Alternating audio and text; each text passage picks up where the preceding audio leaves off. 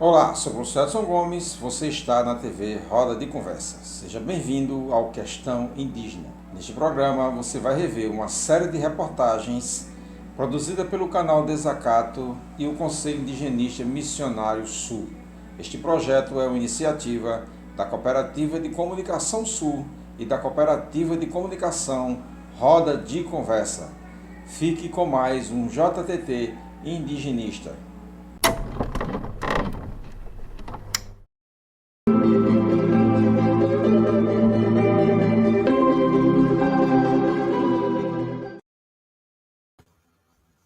Olá, bom final de tarde, boa noite para você que nos acompanha aqui no nosso JTT Indigenista, essa produção que é feita desde o interior do estado de Santa Catarina, junto com o Conselho Indigenista Missionário, o CIMI, contando também com a retransmissão do Conselho de Missão entre Povos Indígenas, o COMIN. Aqui no suporte técnico, também na produção do programa, está a jornalista Júlia Sajorato, e a gente sempre pede que vocês curtam, compartilhem, espalhem essa outra informação.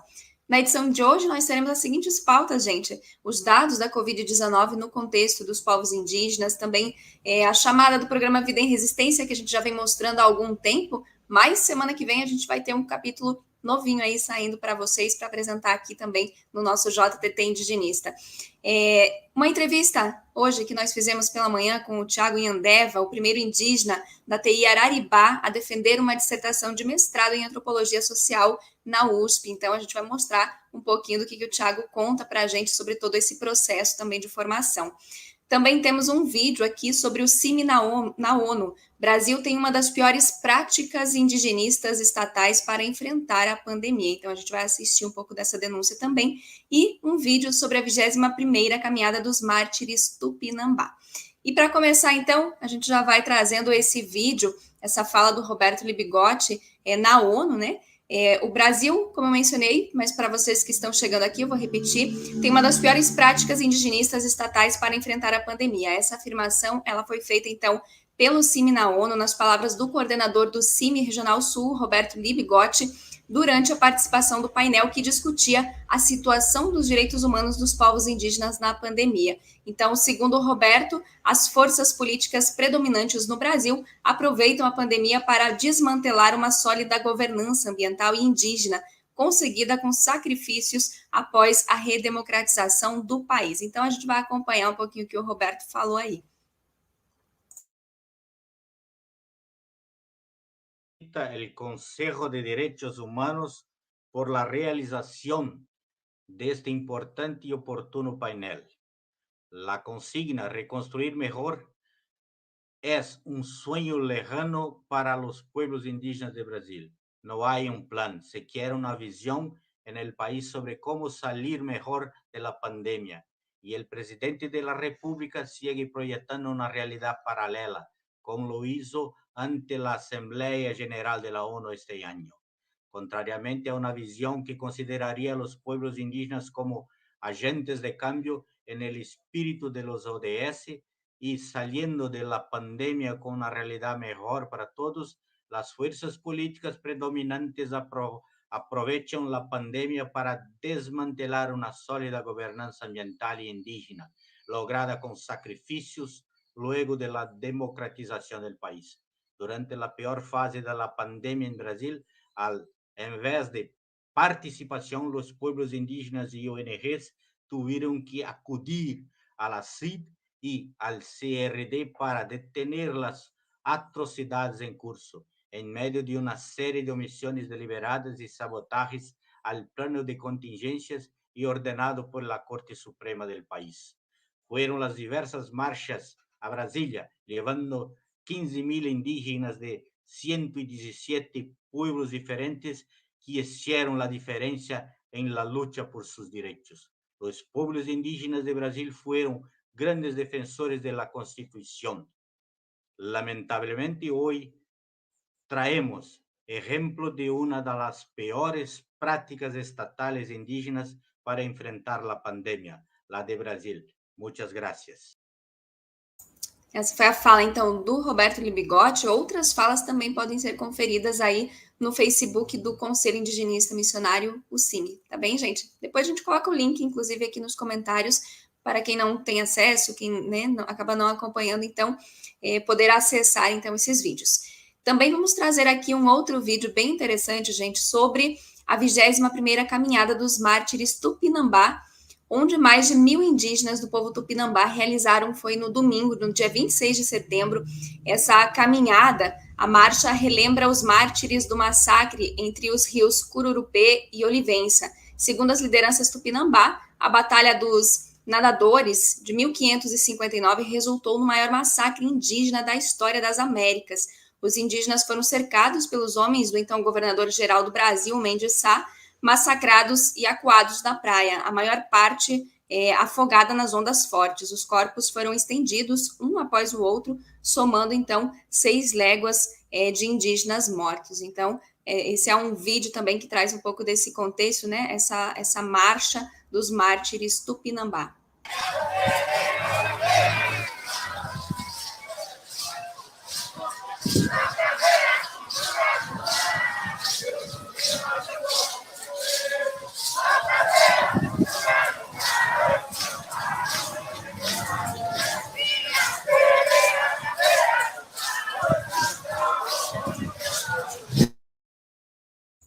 Muito bem, na edição de hoje também a gente traz uma entrevista com o Thiago Yandeva, o primeiro indígena da TI Araribá a defender uma dissertação de mestrado em Antropologia Social na USP. Então a gente vai acompanhar essa entrevista gravada hoje pela manhã, no intervalo da aula do Thiago, a gente conseguiu fazer essa prosa bem boa. Então vamos acompanhar, assistir juntos e juntas.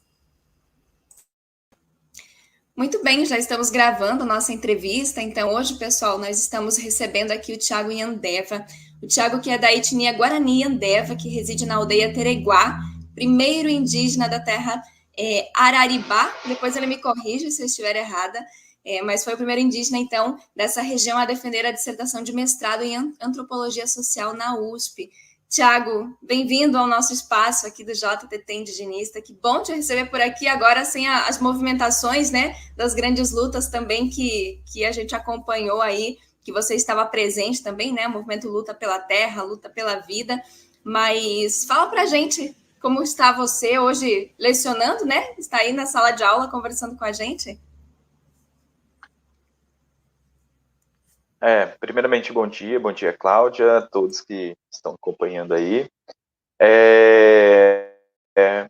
Hoje eu estou falando aqui diretamente da terra indígena de Araribá, que é uma reserva indígena que foi criada em 1913 aqui na região de Avaí, que é nosso município, e é uma região de abrangência de Bauru, que é a cidade de referência. Avaí é uma cidade muito pequena, com 5.000 habitantes. E aqui a terra indígena de Araribá tem aí em torno de 700 indígenas da etnia Terena, Guarani, Caigã, Krenak. Então tem uma diversidade muito grande de etnias aqui. Hoje eu falo da aldeia onde eu moro, da sala de aula, que é a aldeia Tereguá, da Escola Estadual Indígena Aldeia Tereguá. E nós estamos no intervalo e vim aqui para falar sobre essa conquista, né, que é uma conquista muito importante aqui para a nossa terra indígena e até para o município, né, que são poucos que conseguem alcançar uma pós-graduação, um mestrado, um doutorado. E no Oeste Paulista, que é a região do estado de São Paulo, que fica aqui a terra indígena de Araribá, interior mesmo, né, eu sou o primeiro a chegar, né, a esse mestrado.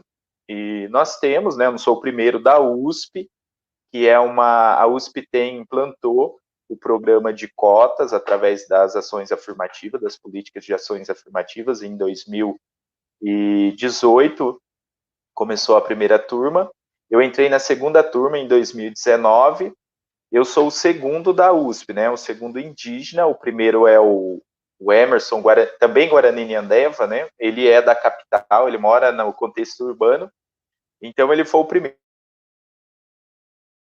Mas o primeiro aqui da região fui eu, né? Que chegou, né, a esse patamar, né? Essa pós-graduação em mestrado. E antropologia também, né?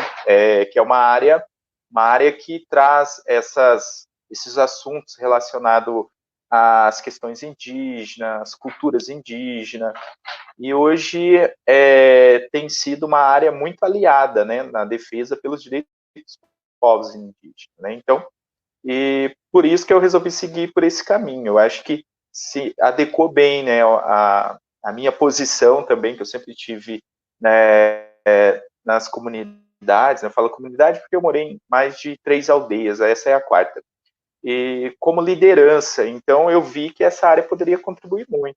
Então foi por isso que eu resolvi entrar na antropologia, e esse ano consegui concluir. Que bacana, Thiago. Inclusive, você passou um texto para a gente, onde traz um pouquinho do tema, né, que você trabalhou, que foi a Perspectiva Guarani e Andeva sobre a formação intercultural de professores indígenas, ancestralidade, espiritualidade, cosmologia e línguas indígenas. Você pode falar um pouquinho sobre esses elementos também, Thiago, a importância, né, de se pensar, de se estudar a partir desses elementos? Sim, também, né, coincide muito com a minha trajetória, que é como professor indígena, atuante já aí há quase 17 anos, né? Já completei 16 anos, já passei 16 anos e indo para os 17. E a formação de professores indígenas tem sido aí um grande entrave, né, para a implementação de uma política educacional para os povos indígenas, né? E passa pela formação de professores indígenas, que é um grande gargalo, né, para que se tenha uma escola nesse novo parâmetro, né, que é uma escola diferenciada, uma escola intercultural.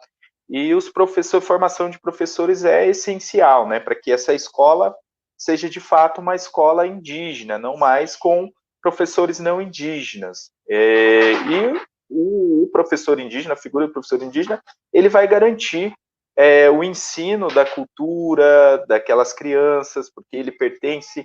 E aí, mas o problema, né, como eu disse, o entrave é que não avança essa política de formação de professores. São poucos cursos, né, de formação de professores indígenas no Brasil, né? E no estado de São Paulo é um estado, apesar de ser um estado rico, né, do ponto de vista capitalista, mas deixa a desejar, né, não só na educação escolar indígena, mas também, de forma geral, há muitos problemas na educação.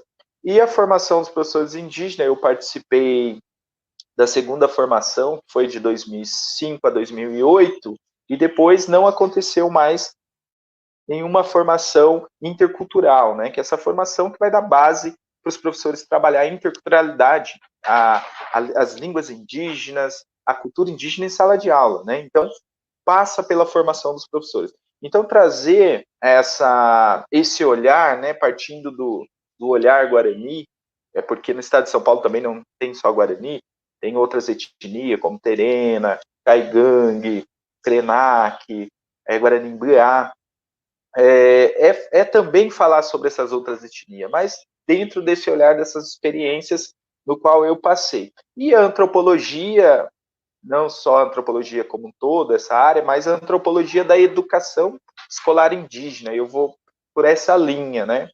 E do ponto de vista, né, do Guarani, com foco na licenciatura intercultural, nessa formação de professores indígenas, aonde, né, eu falo, é um combo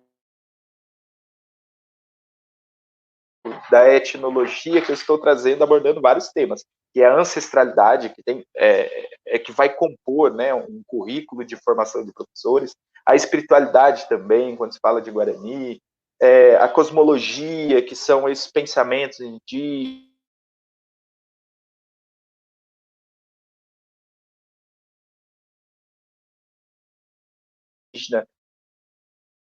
a forma de ver o mundo, e principalmente as línguas indígenas, né?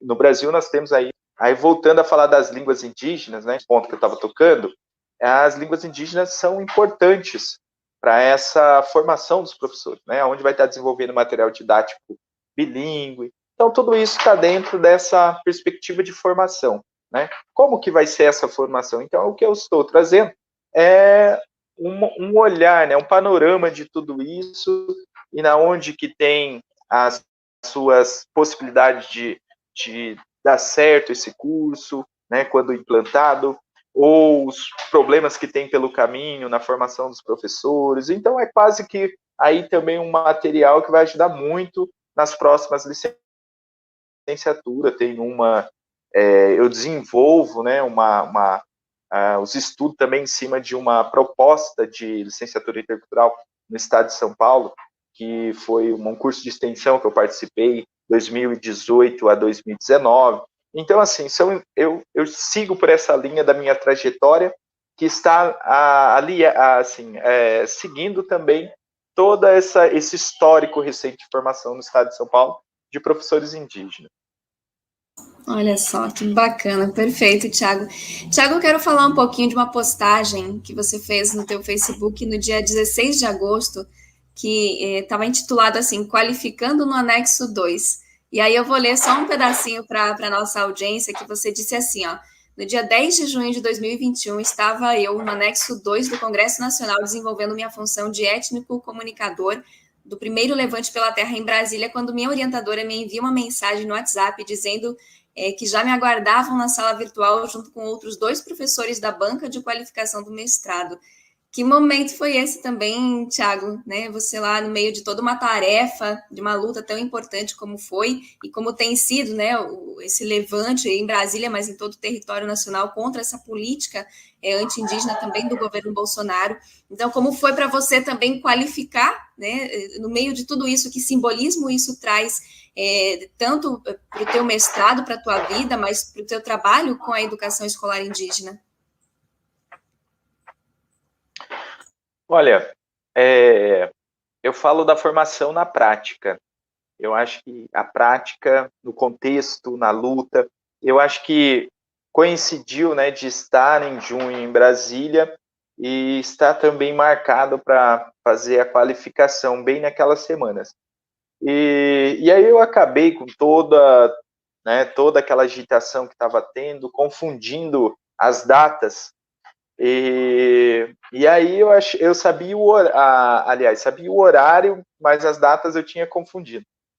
E bem no momento, nós estávamos no anexo 2 ali, fazendo as nossas manifestações, pedindo, né? Aí entra a espiritualidade, como eu coloco, a ancestralidade, né? Tudo ali naquele momento, né? Um clima muito forte, em que a gente tentava barrar o PL 490. Eu recebo, né? Eu estava fazendo ali a transmissão também pela a mídia que nós criamos, e aí eu recebo uma mensagem, né, no celular: olha, nós estamos na sala, né, já esperando, a banca está presente. Eu falei: como assim?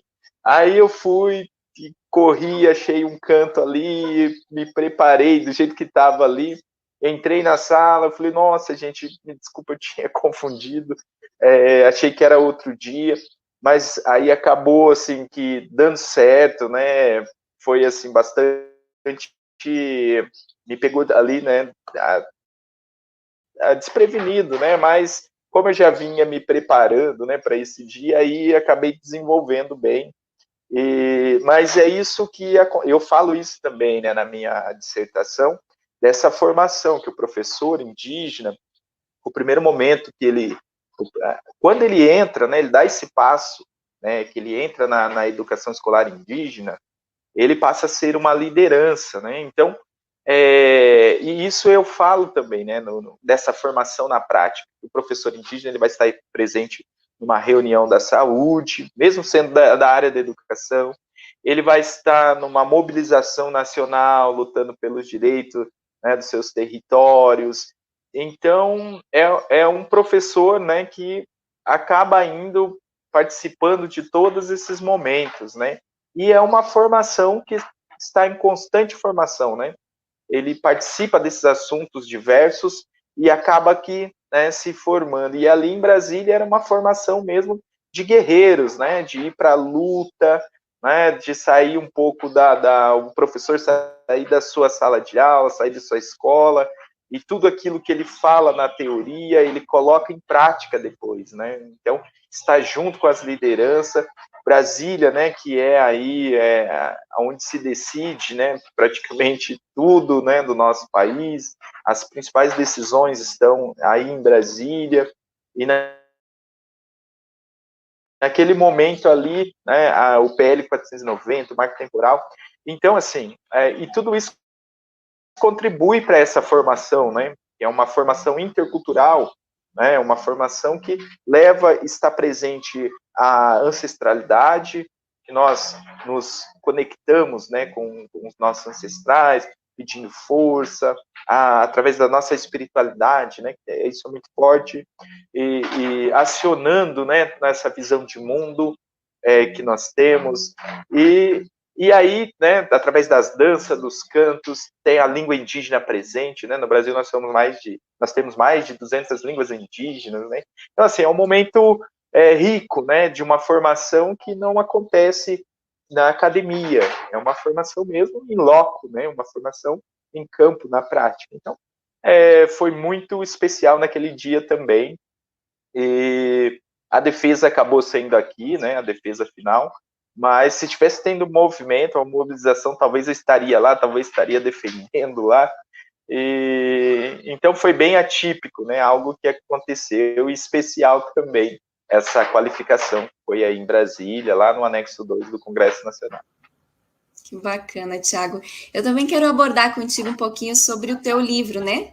Que se chama Quando Eu Caçava Tatu e Outros Bichos, e você também tem participação em outros 7 livros de autoria coletiva, é isso? Como que as pessoas têm acesso também a esses materiais, Thiago? E qual é a construção que você fez também no teu livro?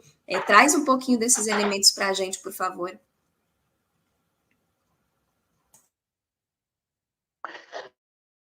A literatura indígena, ela é uma área, assim, também que os indígenas estão chegando, estão escrevendo diversos temas, e aí também eu resolvi, né, escrever alguma coisa, acabei escrevendo, e vendo também, né, sempre aqui na sala de aula, como eu tô aqui hoje, né, na minha sala de aula, olhando para as bibliotecas, selecionando livros de leitura para os alunos, e vendo essa necessidade, né, de mais autores indígenas.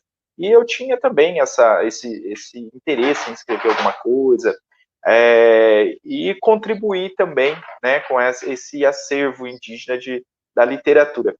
E resolvi escrever pensando na minha sala de aula, pensando na biblioteca, partindo também das minhas experiências de vida. Eu escrevi um livro de autoria, que é esse que se chama Quando Eu Caçava Tatu e Outros Bichos, que é uma fase também da minha vida, uma fase da vida dos meninos, e que pudesse ficar registrado, né, onde os meninos acabam passando uma transição de uma fase para outra, e ele vai aprendendo vários afazeres, e aí ele vai também aprender a caçar, a pescar, aprende as técnicas. Então eu coloco isso nesse livro. E outros livros que eu escrevi também, de cunho pedagógico, que estão aqui também na sala de aula, que foi no curso que eu fiz na USP, na primeira licenciatura, e que estão presentes também, né? São livros de autoria coletiva, com objetivo pedagógico, outros mais com fins acadêmicos, né, eu acabei participando também, falei sobre pandemia, então tem uma série de coisas, né, em cada um desses livros, né, então traz uma temática, falei até sobre museologia já também, então assim, tem uma série de coisas assim, bacana, né, e pretendo, né, seguir também por esse caminho, escrevendo, não tive o tempo ainda, né, essa vida de acadêmico, de pesquisador, né, requer muita dedicação, e para escrever também, né, é um processo, uma construção que não é tão simples, né, talvez quando a gente lê um livro, nossa, é fácil escrever, mas não é achar que é só colocar um monte de amontoado de palavras ali, pronto. A gente tem que, né, primeiramente pensar o que a gente vai escrever, né, o público, como que vai ser a recepção, a gente se preocupa, né, com o nosso público, como que vai ser a receptividade, né, desse material. E é uma área que, né, vem ganhando cada vez mais espaço com autores indígenas. Nós somos hoje em torno de mais de 60 indígenas escrevendo, diversos gêneros, né? Nós temos também a presença, começou com os homens, ganhando mais espaço, também tinha as mulheres no início, mas não tinha tanta visibilidade como os homens acabaram tendo, né? Os indígenas, né? Daniel Munduruku, Olívio de Cupé, e aí agora nós temos a Eliana Potiguara, é dessa época, mas era só a Eliana. Aí hoje nós já temos a Aurita Tabajara, Júlio do Rico, e a Márcia Cambeba. Então, assim, é uma diversidade muito grande de histórias, de etnias escrevendo, e para contribuir mesmo para a sala de aula, para as bibliotecas, e levar, né, o ponto de vista indígena também, através das suas histórias, dos seus escritos. Olha só que bacana.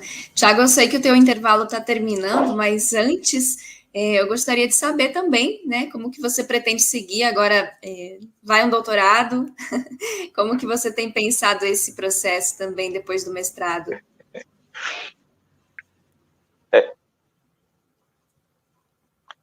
Olha, eu gostaria muito de seguir, né, com as pesquisas. Eu acho que tem muita coisa para a gente tá revendo, tá pesquisando, e eu gosto muito da antropologia, me aprofundar mais um pouco.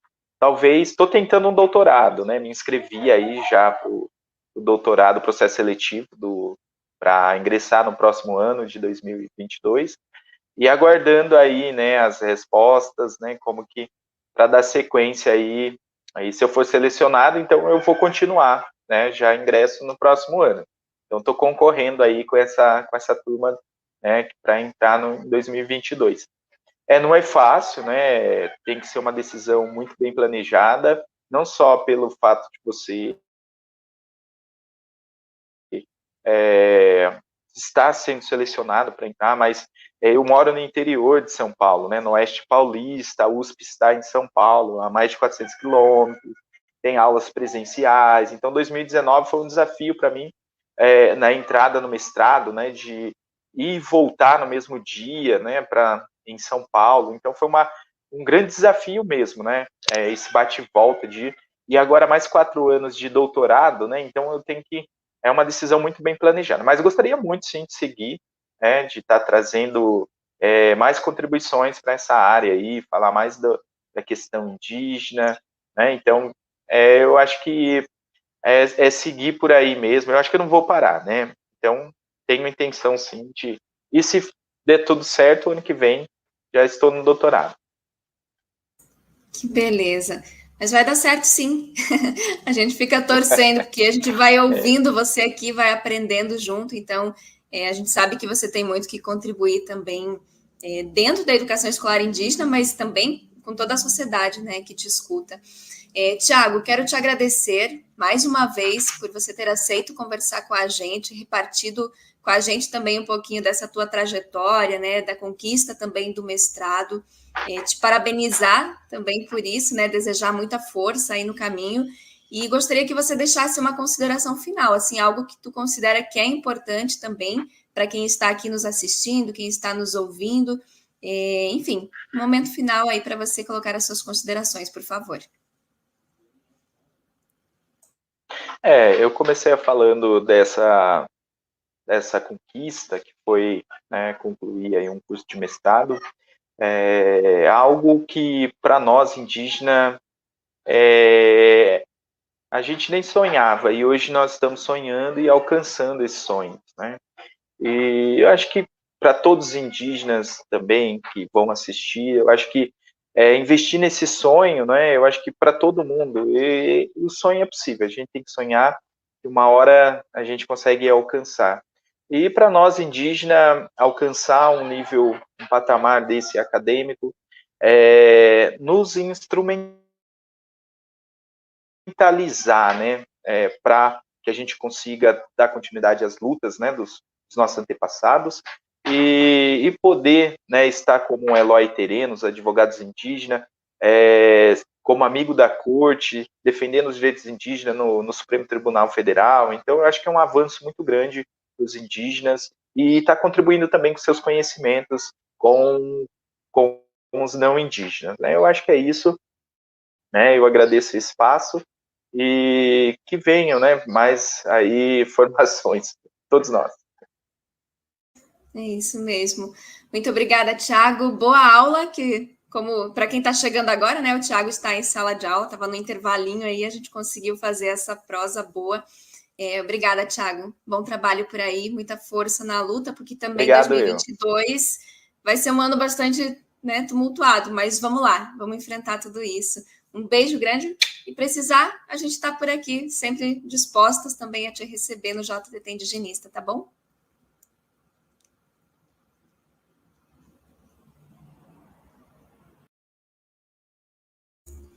Muito bem, uma entrevista bacana aí com o querido Thiago, né? Agradecer mais uma vez ele por ter conversado aqui com a gente.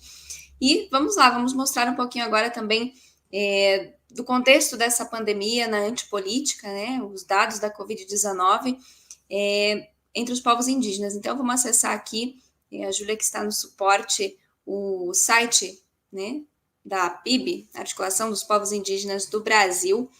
Nós estamos aí com um número, né, de 59.568 casos, 1.209 mortes registradas e 163 povos atingidos, né, afetados desde o início dessa pandemia no contexto da antipolítica do governo Bolsonaro e todas as suas bancadas da morte, que é como a gente chama, né? Então segue também a nossa denúncia, porque não são só números, como a gente também vem reforçando, né? São vidas, são povos, são histórias, né? São irmãos e irmãs que acabaram partindo, né? De uma forma muito forçada por esse governo.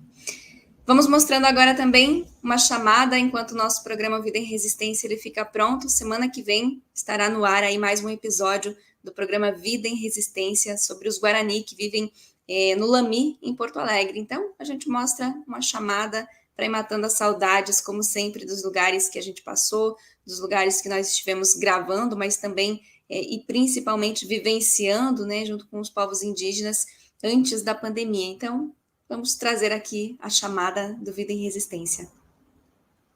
Sou Júlia, sou jornalista e comunicadora popular, sou uma das produtoras do programa Vida em Resistência. Oi, gente, eu sou a Cláudia, também sou jornalista e comunicadora popular e integro a equipe que realiza o Vida em Resistência. Hoje nós vamos lembrar alguns dos lugares onde fomos recebidas pelas comunidades indígenas para registrar as suas histórias. Que tal? Eu gostei da ideia, mas depois nós temos um outro convite para vocês. Esperem aí.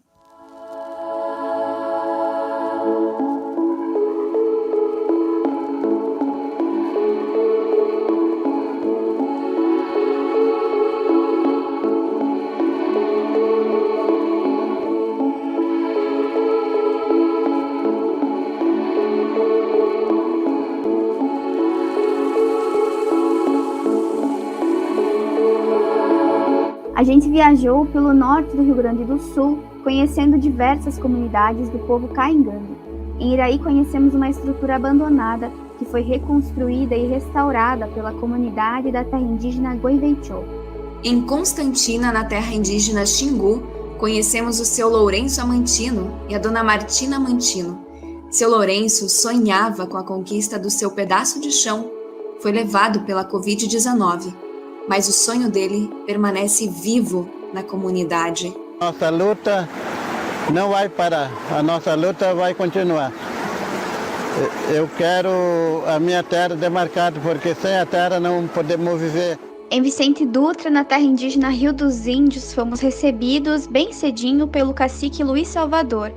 Dentro da casa, sua companheira Lúcia trançava um cesto e me mostrou alguns dos artesanatos tão lindos feitos pelas suas mãos. Tua terra está esperando você. Com essa frase da Dona Maria Pinto, saímos de Carazinho.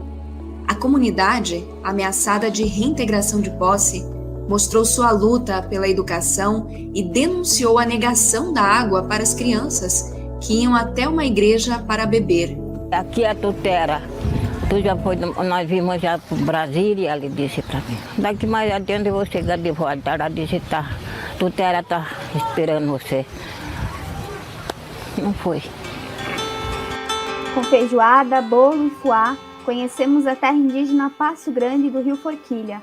Lá a Dona Jandira nos mostrou como ela prepara esses alimentos e a Dona Rosalina nos contou sobre momentos difíceis vividos naquele território. Botava o fogo na casinha, botava o fogo na casinha, os brancos desmanchavam das coisas que eles tinham, eles se obrigavam a ir embora para não morrer. Mas calma aí, ainda tem muitas comunidades para a gente relembrar. Antes disso, nós queremos convidar você a conhecer junto com a gente a terra indígena Pindopotã, no bairro Lami, em Porto Alegre. No próximo programa vamos saber um pouco mais da história dessa comunidade do povo Mibiá-Guarani e como estão lutando atualmente em meio à pandemia para permanecer em seu território sagrado. E para vocês conhecerem essas realidades que nós falamos anteriormente, eu vou pedir que vocês acessem o link aqui na descrição do nosso vídeo com a playlist que contém todos esses programas. Em breve a gente volta para relembrar com vocês mais alguns desses territórios e povos de luta que nos receberam com tanto carinho. E tem mais um elemento importante, Júlia. Os assassinatos recentes, as invasões, tudo isso faz parte dessa vida em resistência. É verdade, no cenário de genocídio tem muita luta acontecendo e a gente vai mostrar para você.